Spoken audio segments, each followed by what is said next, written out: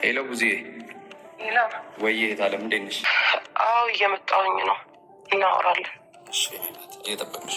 ቤተሰብ ሁሉ ተሰበሰበ። ታውቂያለሽ ሩታና ኤፊ አበቃላቸው።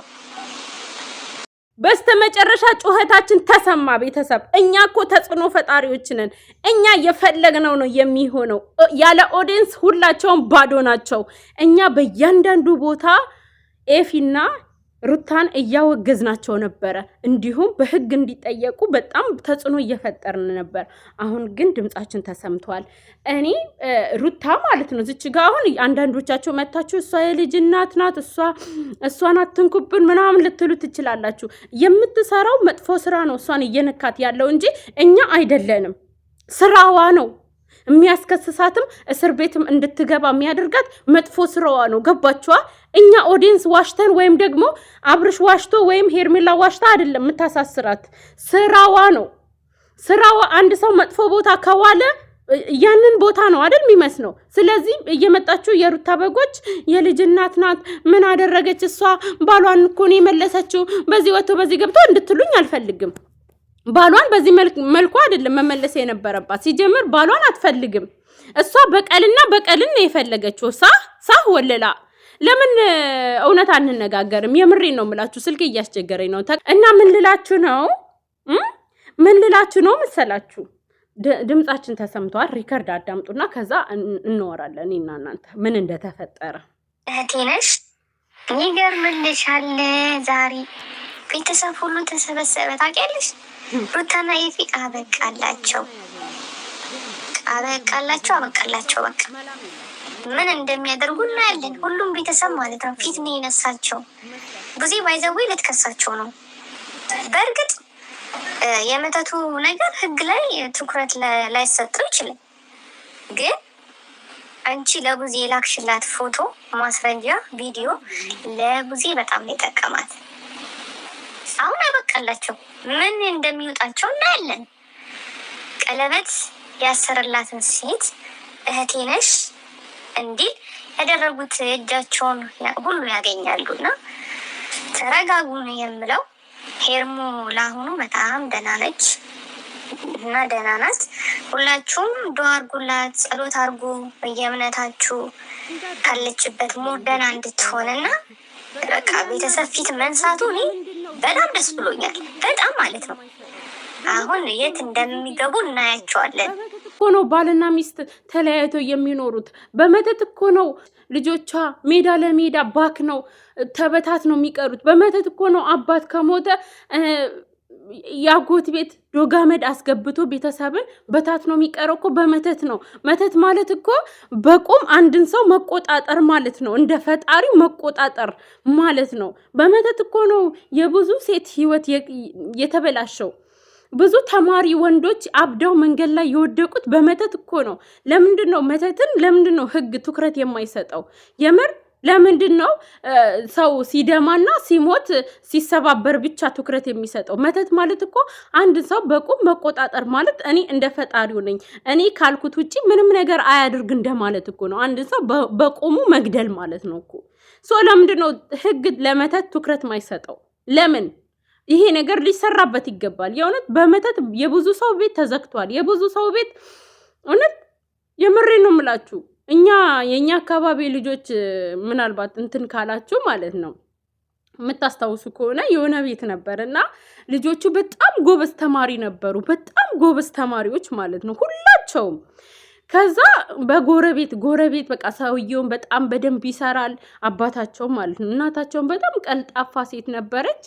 ከዛ እናታቸው በድንገት ሞተች ማለት ነው። ከዛ በቃ እነዛ ልጆች ትምህርት በጣም ጎበዝ ነበሩ። በቃ እኛ ሰፈር እነሱ ናቸው ተመርቀው የሆነበት ይደርሳሉ ተብሎ የሚገመተው ማለት ነው። እና በቃ ትምህርት በጣም ጎበዝ ከመሆናቸው የተነሳ ከኛ አካባቢ ወጥተው ሌላ ሀገር ነበር የሚማሩት ማለት ነው። የት ይደርሳሉ የተባሉ ልጆች እናቴ ሴቱም ወንዱም አንድ ባንድ ቀስ እያለ አበዱ በያሉበት ማለት ነው። እያበዱ ወደ ሰፈራ መጧቸው። ሁሉም አንድ ላይ አስባችሁታል። አንድ ቤት ላይ 5 ሰው ሲያብድ 3 ወንድና 2 ሴት አበዱ ማለት ነው። እና በቃ አሁን ያ የመሰለ ቤት ቆርቆሮ ቤት ተዘግቶ በቃ እነሱም በቃ ዘመድ ተሰብስቦ እየረዳቸው ነው ማለት ነው። እና መተት የብዙ ቤት እያስለቀሰ እንትን ነው፣ ትኩረት ሊሰጠው ይገባል ልላችሁ ፈልጌ ነው። እና ብዙዎቻችሁ ደግሞ ሩታ የምትሉት ማለት ነው፣ ሩታ መጥፎ ስራዋ ነው ይሄ ቦታ የሚያደርሳት ገባችኋ? ህግ ቦታ የሚወስዳት መጥፎ ስራዋ ነው። ሩታ አርፋ ከተቀመጠች ማንም እሷ ላይ የደረሰባት የለም ማለት ነው። ደግሞ ሁላቸውም እጃቸውን ያገኛሉ። ቢያንስ አሁን ቡዜ ነቅታለች። እና ደግሞ የኔ ፎቶ ብቻ አይደለም ማስረጃ ያላት ዩቲዩብ ላይ የሚለቁት ቪዲዮ እራሱ ማስረጃ ነው ማለት ነው። ምክንያቱም አንድን ሴት እንደዚህ ሳይኳን እየወጉ ሁለቱ ሩታና ኤፋ ሳይኳን እየነኩ እንደዚህ ሁለቴ እንድትወድቅ ያደረጓት እነሱ ናቸው። ስለዚህ መቀጣት አለባቸው። እነሱ ብቻ ናቸው እንዴ ሄደው መክሰስ የሚችሉት እንዴ?